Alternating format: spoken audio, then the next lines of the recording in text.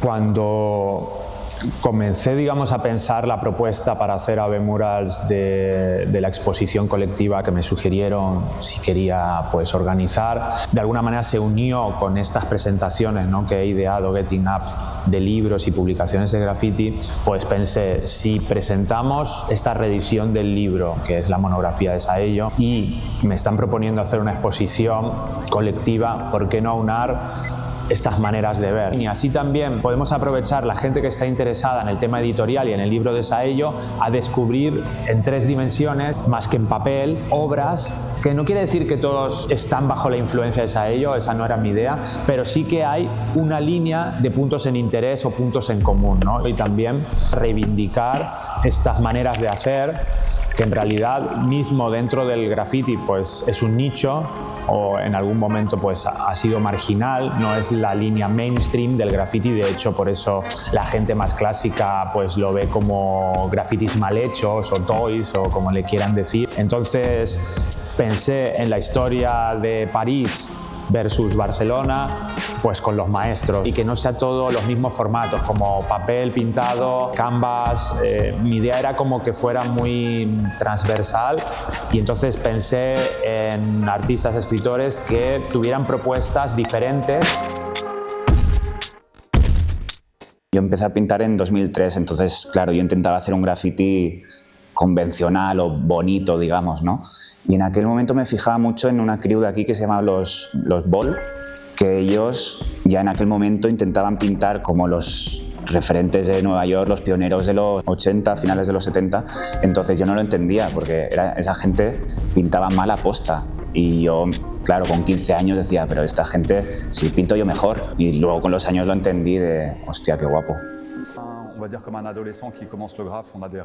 Él empezó como adolescente con referencias clásicas, viendo el estilo de su ciudad, de las revistas, de las fanzines, pero gradualmente con su evolución personal pues ya sabía cómo hacer los códigos.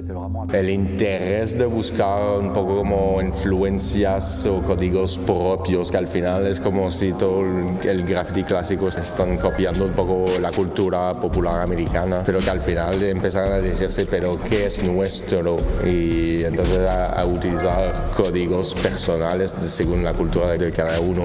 Empecé en su momento en la práctica como todos, siguiendo un poco los valores tradicionales o clásicos del graffiti, entendiéndolos, aprendiendo de ello, hasta que de alguna forma llegas un poco a comprender esos códigos.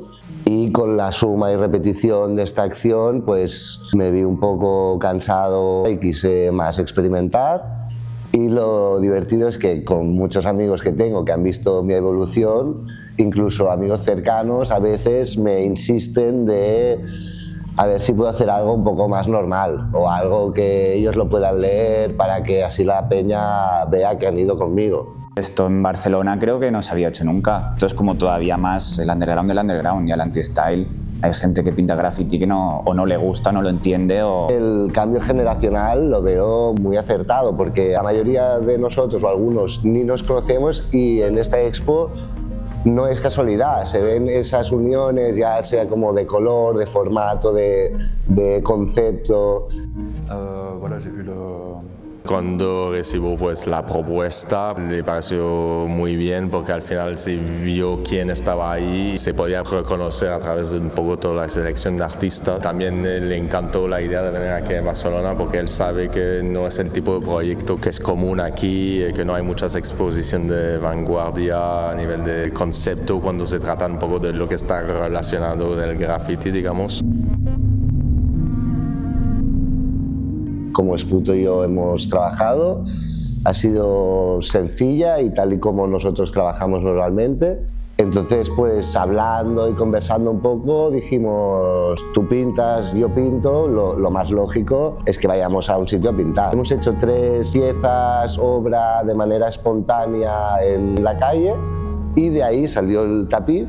Tuvimos muy claro el formato, que sería un formato rectangular, que sería muy grande, para que hubiera también esa sinergia con nuestra obra de calle. Ya habíamos trabajado tapices, pero nunca de estas dimensiones.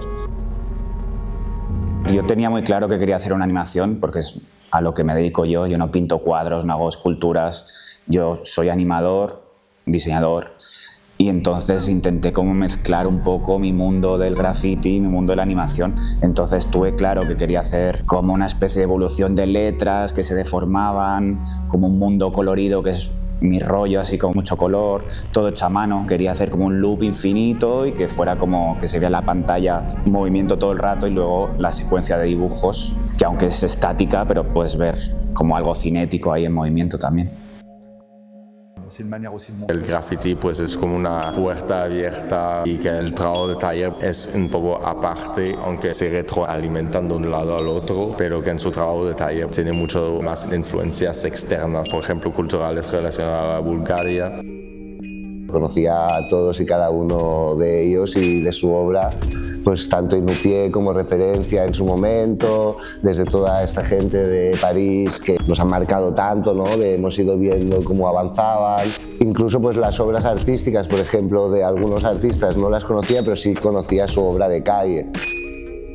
Gente como los PAL, pues siempre los ha mirado mucho. Modern Jazz también, que están ahí un integrante. Entonces, toda esta gente siempre los he tenido en mente. Sayo, sobre todo, para mí ha sido el king absoluto. Sayo era un gran amigo, y cuando empezó él a pintar en la ciudad de su manera, obviamente era un poco transgresor, lo que le generó muchos problemas con grupos como VTPK, y que al final era una persona con mucha energía, que tenía un poco de orgullo y hasta arrogancia un poco, y que al final le pegaron varias veces porque para toda la gente, si no usabas spray no era graffiti, entonces no te respetaban, pero que él siguió haciendo su cosa, o sea, obstinadamente. Él veía un poco la vida y la ciudad como una escena de teatro, y que él tenía sus personajes y como un poco que estaba actuando, y que al final creó todo su mundo.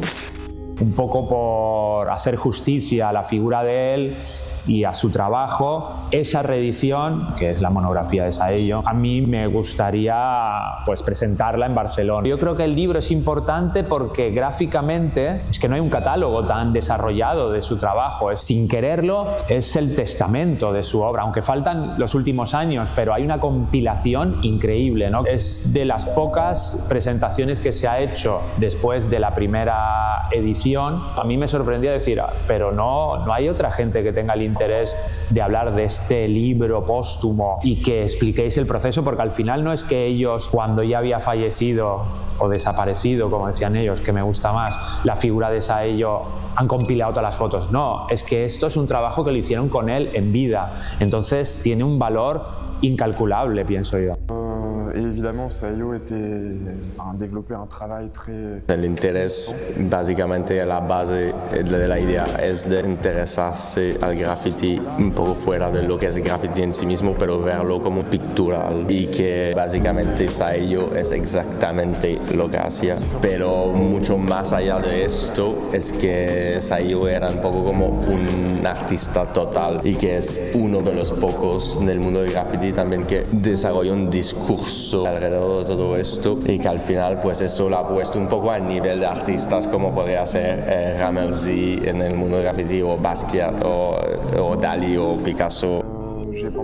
En 2011 lo conoció a Brest en una exposición, y luego por casualidad se le encontró en Marsella, y entonces directamente lo contactaron diciéndole que querían hacer un libro sobre él y su obra, y desde ahí empezó una conversación en la cual empezaron a recopilar material mayormente de Saello mismo. El libro, cuando salió en 2015, ya tuvo un buen éxito. Saello mismo le puso mucho del suyo, hicieron un crowdfunding, han hecho 1000 copias, y cuando falleció Saello pues quedaban 200 o 300 copias. Obviamente cuando falleció rápidamente se vendieron todas las que quedaban, y en 2023 la familia pues le pidieron que se podía reeditar la versión original del libro.